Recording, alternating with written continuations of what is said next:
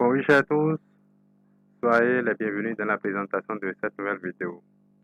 Aujourd'hui, nous allons voir comment importer une balance dans le logiciel Perfecto. Nous sommes actuellement dans la période fiscale où nombreux sont les logiciels qui n'éditent pas les états financiers conformément aux dispositions de l'acte uniforme relatif aux droits comptables et à l'information financière. Donc, vous avez peut-être un logiciel qui arrive à éditer au moins la balance en Excel. Donc, même si c'est pas en Excel et que ça vous envoie même dans n'importe quel format, vous pouvez amener ça sous forme Excel afin de pouvoir maintenant importer dans le logiciel Perfecto qui va vous sortir vos états financiers conformément aux dispositions du Sysquada. Donc là, j'ai cette balance-là. Je vous montre, j'ai une balance qui est là. Donc, moi-même, je suis Odilon Mafon, enseignant formateur, consultant en audit et comptabilité, auteur des livres Comptabilité des ONG, associations et fondations, et également du livre Réussir son entretien d'embauche au poste de comptable. Sur cette chaîne, nous parlons de la comptabilité, de la fiscalité, de l'audit et des solutions en informatique. Donc, vous voyez là, il y a une balance et c'est une balance à 6 colonnes. Qu'est-ce que je vais faire? Et je vais envoyer ça maintenant dans le logiciel. Je vais sortir l'état financier à base de cette balance. Sans logiciel, vous voyez que je vais trop me fatiguer. Ça peut prendre banalement une journée. Mais vous allez voir qu'en moins de 30 minutes, vous pouvez sortir facilement vos états financiers à partir du moment où vous avez ce fichier Excel-là.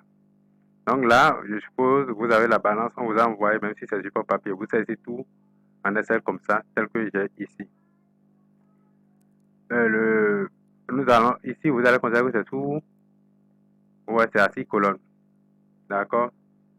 Maintenant, qu'est-ce que moi je vais faire? Je vais juste utiliser, d'accord, la balance à 4 colonnes, c'est-à-dire j'ai besoin de solde à l'ouverture et de mouvement de période. Je n'ai pas besoin de mouvement de la fin de période. Il y a plusieurs possibilités. Soit je copie directement comme ceci, d'accord, jusqu'à la fin. Je ne mets même pas les totaux. Hein. Je fais copier. Je vais ouvrir ce qu'on appelle bloc-notes ou bien pour être sûr de ce que je fais, j'ouvre une nouvelle fenêtre d'abord Excel et je colle ça en valeur. Vous voyez, là j'ai collé en valeur, je suis sûr qu'il n'y a aucune formule dedans. Qu'est-ce que je vais faire? Je vais recopier encore. Je dis bien balance à 4 colonnes. Donc je recopie encore jusqu'en bas. Vous voyez, je fais copier. Maintenant je vais ouvrir. Soit j'ouvre bloc-notes, ou soit je peux faire directement enregistrer sous et je vais utiliser le format TXT. Et moi, plus facile, comme les informations se passent aussi beaucoup, j'ouvre bloc-notes directement ici et je fais CTRL-V. Ça me colle, je ne fais aucune modification dedans, je fais CTRL-S pour enregistrer. Moi, je vais mettre ça sur le bureau et donner un nom plus simple. Il ne faudrait pas que le nom soit très compliqué ou bien trop long, sinon lors de l'importation, ça va refuser. Donc moi, je vais juste mettre tuto. D'accord, et j'enregistre. Donc je peux fermer et je ferme ceci aussi. Il n'y a pas besoin d'enregistrer. Non. Et là, j'ai fermé. Maintenant, vous voyez le fichier, c'est ça qui est ici. Je peux ouvrir, vous allez voir, c'est ça qui est là. Qu'est-ce que je vais faire maintenant? Je vais lancer le logiciel Perfecto. Je pense que ça marche aussi avec Hypersoft. Donc pour ceux qui ont Hypersoft aussi, vous pouvez essayer de tenter. Là, je vais créer le dossier. Je suppose que le nom de la société s'appelle Tuto. Donc je vais créer le dossier Tuto.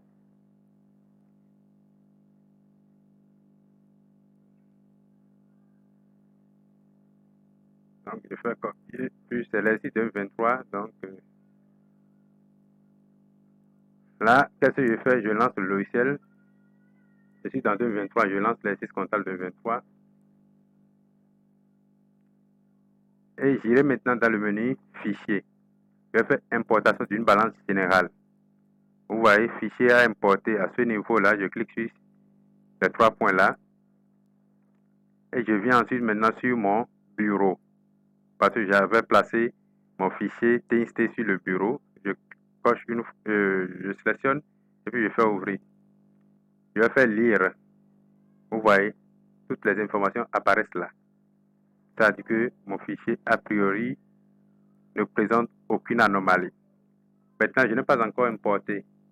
D'accord, maintenant, qu'est-ce qu'on va faire? On va importer. Je vais faire importer.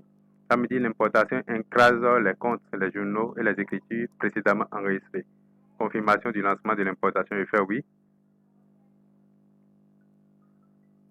Je laisse. Et ça va charger. Vous voyez, là, ça a fini l'importation. Donc, en réalité, vous êtes déjà à 90% du travail, d'accord, que vous auriez à faire. Je viens dans le menu saisir pour voir si effectivement ma balance a été importée et que ça ne présente aucune anomalie. Quand je regarde le total débit, ici c'est exactement égal au total crédit. Ce n'est pas en fait ici que le travail a été fait, mais le travail avait déjà été fait au niveau de la balance, au niveau de mon fichier SL. Si tout est nickel là-bas, il n'y aura pas de problème ici. Donc qu'est-ce que je vais faire maintenant? Je vais juste éditer mes états financiers. Vous savez comment il faut le faire. Comme les amortissements, tout avait été déjà calculé, d'accord, on ne va pas faire ces choses-là ici. On va faire clôture de repos à nouveau. Et puis, calculer et génération de l'état financier. Bon, j'ai oublié une étape. Je n'ai pas fait la clôture périodique. Donc, je mets 31 décembre 2023. Parfait. Donc, qu'est-ce que je fais? Je lance le calcul et je laisse quelques secondes et ça va finir. Vous allez voir que en quelques secondes, les états financiers vont sortir. On lui donne encore quelques secondes. Vous allez voir maintenant que en moins de 15 minutes, on est en train de sortir les états financiers. Alors qu'entre-temps, vous pouvez passer pratiquement une journée ou bien 2 jours selon la densité des travaux. Parfait. Donc, ça, bon, ne regardez pas les montants. Hein. Moi, j'ai utilisé une balance comme ça seulement. Donc, ça m'a dit base imposable 69 263, résultat affecté 79. Donc, ici, l'objectif n'est pas de vous montrer comment il faut calculer l'impôt à payer. Donc, je peux aller dans le menu édition. Vous allez voir que mes états financiers vont sortir facilement.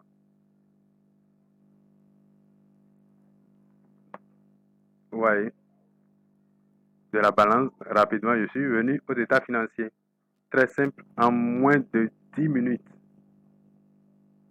En moins de 10 minutes. Regardez, actif c'est là, passif c'est là, tout est là. Tout est nickel. Je peux faire enregistrer sous. D'accord, et déjà enregistré mon travail là où je veux. Vous voyez, très simple, pas compliqué. Merci de votre aimable attention. Partagez la vidéo maximum. N'oubliez pas de liker, de poser des questions dans les commentaires. À la prochaine pour une nouvelle vidéo.